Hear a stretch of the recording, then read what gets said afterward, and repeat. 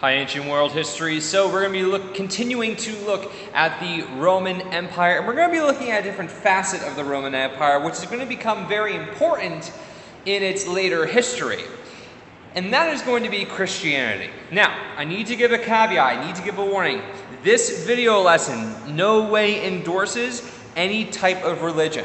This video will not endorse Christianity, it will not endorse any other religion, it will not say that any religion is right or wrong. You are allowed to believe and think whatever you want.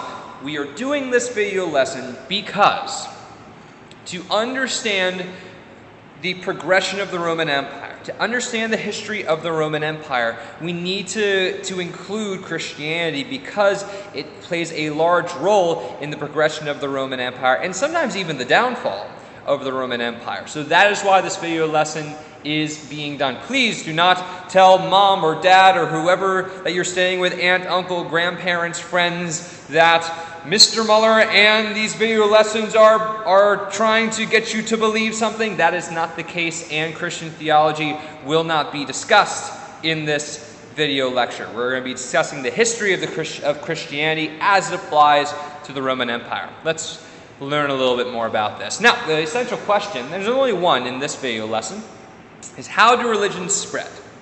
Because Christianity was a very persecuted religion in the Roman Empire.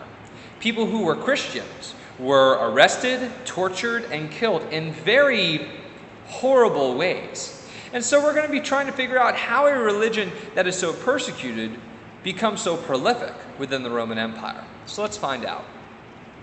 Now, as I mentioned earlier in the previous video, once the first emperor of Rome is crowned, Caesar Augustus, he is declared a god. And emperor worship becomes important to Roman religion. Now, I told you that Caesar Augustus did not actually consider himself a god, but other emperors did. And they would create massive temples to themselves where people could go and worship. There would be shrines that people would have in their homes to worship the emperor with. The one group of people who will not recognize the godness of the emperor, and will not worship him are Christians. Because they will not worship the emperor and will not worship Roman gods, they're declared an enemy of the state because they are a disruptive force that could destabilize the Roman Empire.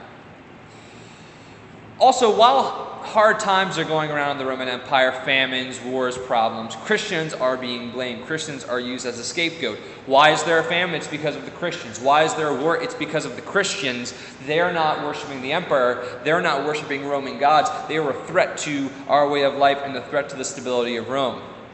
So as the Pax Romana is coming to an end after 200 years, Christians are arrested, they are hunted down, they are killed in brutal ways, they are crucified. Now, I know when people think of crucifixion, they think of large nails being put in the wrists and feet of people, but people were crucified upside down.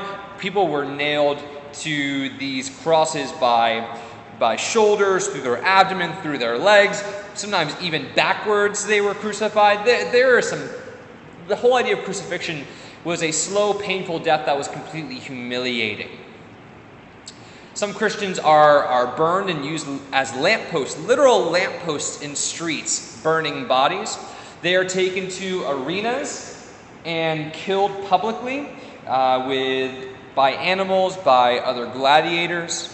Their deaths were entertainment and public spectacles. But despite the persecution of Christians, Christianity continues to expand and spread and grow in number, which is completely counterintuitive. If you're going to be part of a religious group where you might very well die by being a member of it, how does that even spread? And there's 5 reasons why Christianity spreads. One is it embraces all people.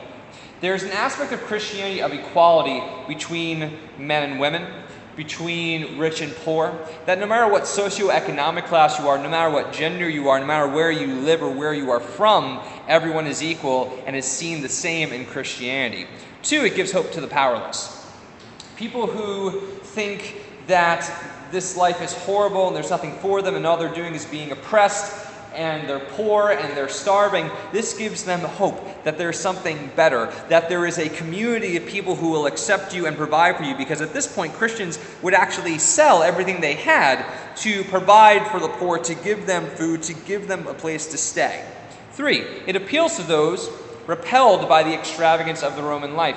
Christians did not go to Roman games. They did not participate in Roman holidays.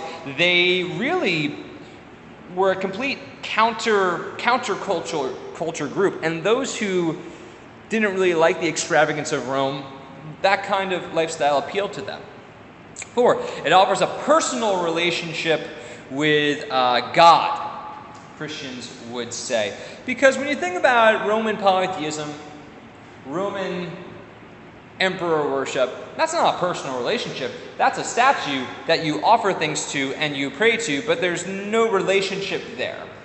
Christians thought of a relationship with God as almost a friendship, where you and this deity would talk to each other, where this deity would help you and you would serve this deity. It was a give and take, not just a give, that you would see in emperor worship or polytheism. And 5, it promises eternal life after death. That when you die, there is an amazing place called heaven that you will live for eternity and you'll have real life, and it's so much better than anything that you could experience here on earth. Because of those 5 reasons, people join Christianity and Christianity spreads. But it's still a persecuted group. It's still an outlawed religious group. And what changes is this person here. His name is Constantine. Here's a picture of him right here. Constantine is a Roman emperor who was a general, and he's going to battle for control of Rome in 312 Common Era CE. And when he's preparing for this very large battle the day before, he has a vision of his sleep. And in his vision, he sees a cross, which is a symbol of Christianity, because the main religious symbol in Christianity, Jesus, was crucified on a cross. And in this vision, he sees this cross on a shield, and a voice speaks to him in this vision, in this dream, that says, "By this symbol you will have victory." So Constantine sees this as a sign, makes his soldiers put a cross on their shields, and wins this battle. And after he wins this battle, he believed that the Christian God helped him win. And in thanks for that, he legalizes Christianity. Now, that does not mean that Christianity becomes the religion of Rome. It just means that Christianity is now a legal religion. Christians cannot be hunted down, tortured, executed for simply being a Christian. What happens in 380 is the Emperor Theodosius makes Christianity the official religion of the empire. And that's going to be very interesting, because now Christianity is going to be in a sense of power and influence. And you're going to have a lot of people join Christianity, not for those 5 reasons that I said before, but because it's the popular thing to do. It's jumping on the bandwagon. And that's going to alter and change Christianity quite a bit. But this is also going to impact the future of the Roman Empire. Well, thanks for watching this video. I hope you learned something you did not know before. Thanks for watching.